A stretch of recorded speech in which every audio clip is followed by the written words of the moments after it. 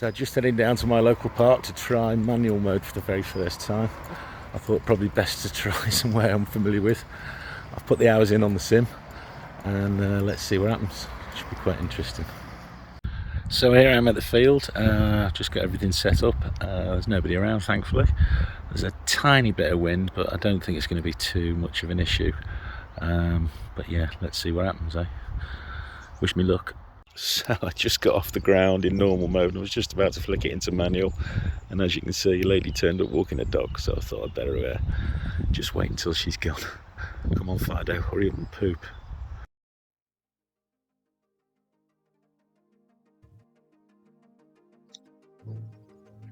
So I'm just being really careful here, just getting out to a safe height. I'm actually getting used to the floppy throttle control at the moment, because it's the first time I've flown this in normal mode with the floppy controller set to manual.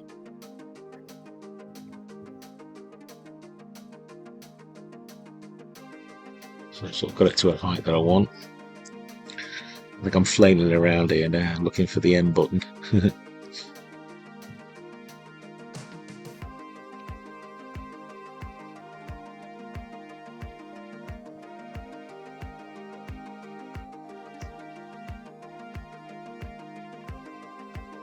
So there we go. So I thought you had to move the whole thing, the stick, all the way the length of the green line, but you don't. You just have to hold it there.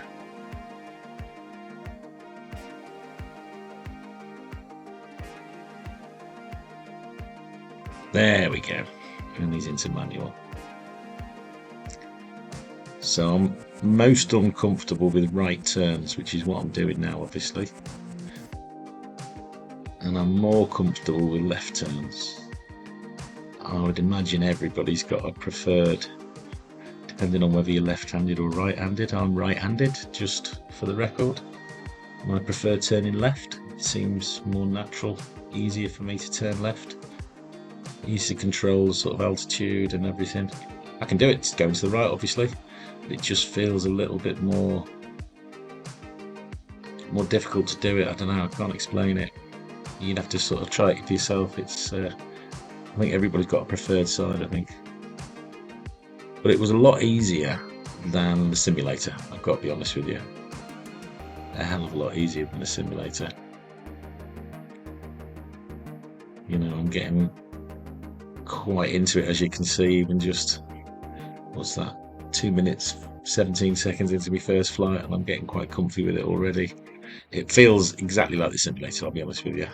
I don't think the DJI Avata has got as much power in real life as the FPV drone, which in liftoff is the only option you've got, really. It's the closest thing to it. But I've got to be honest with you, it is, the rates and everything feel almost identical. Felt very comfortable right from the off. I didn't really have a moment as such where I thought I was going to lose control. Oh, a little bit close there though, to be honest.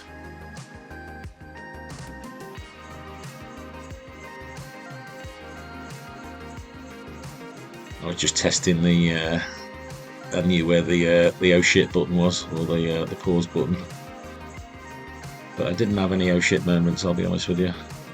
Came a little bit close to the ground a couple of times, as you will see.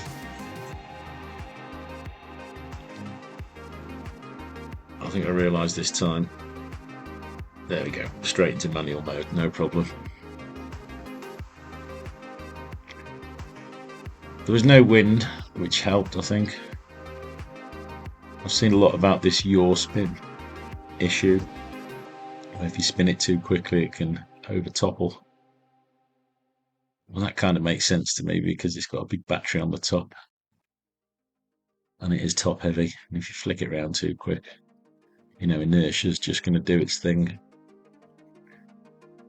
I think if you get a nice bank when you do the turns, I think that might help.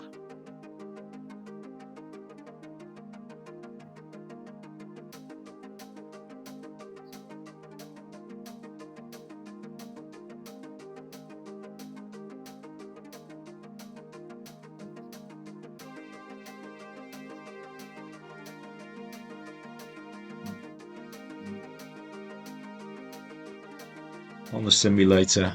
Oh, I'll go for a flip. Oh, and there we go. Oh. Not the cleanest, but the drone's in one piece, so I'll take that.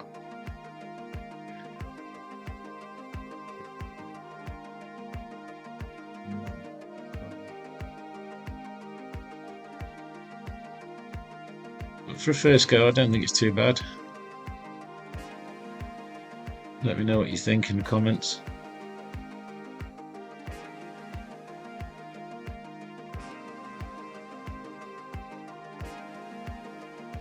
I've got the onboard footage as well. I actually did 3 flights. This is the first battery.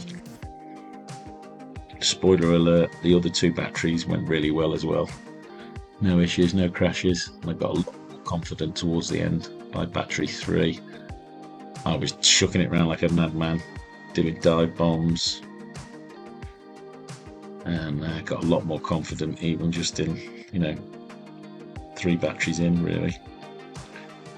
Was being a bit careful not to be overconfident there, because I think that's everyone's downfall.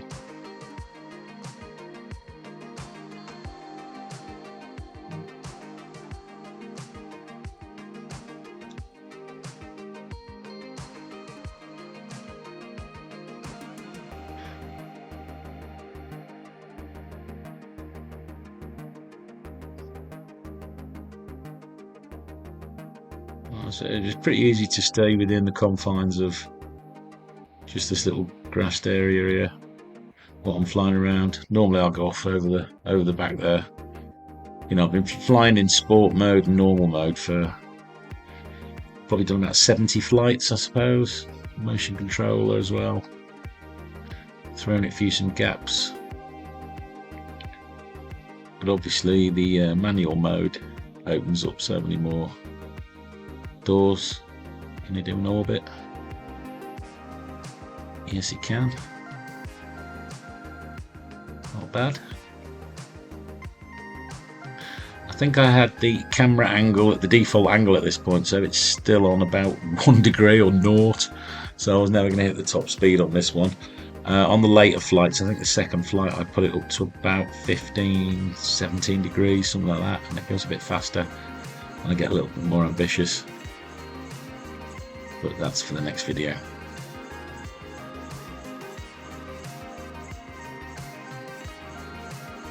But I would definitely recommend, if you've got one of these, to look at manual mode if you haven't already. But go on the sim. I mean, I've been on the sim 33 hours I put in on the sim, and I got to a point where I could fly around comfortably without crashing. I can look where I want to go, and that's where I go. And I think you've got to get to that point, otherwise you're going to be in trouble. But I think for a first flight, I'm pretty pleased with that, I've got to say. I'm not going to try landing or taking off in manual. There's no point with this drone. You might as well just take off safely and pop it into manual while you're up in the air. It's so easy to do so. Yeah, that was fun, I've got to say.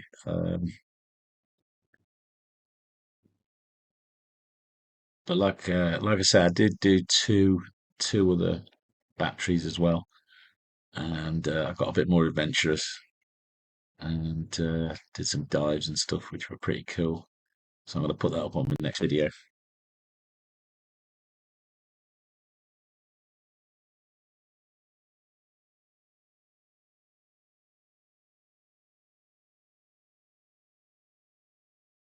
Okay, so that was the first flight in manual, and I've got to say that was easier than I thought. I think the hours in the simulator definitely paid off.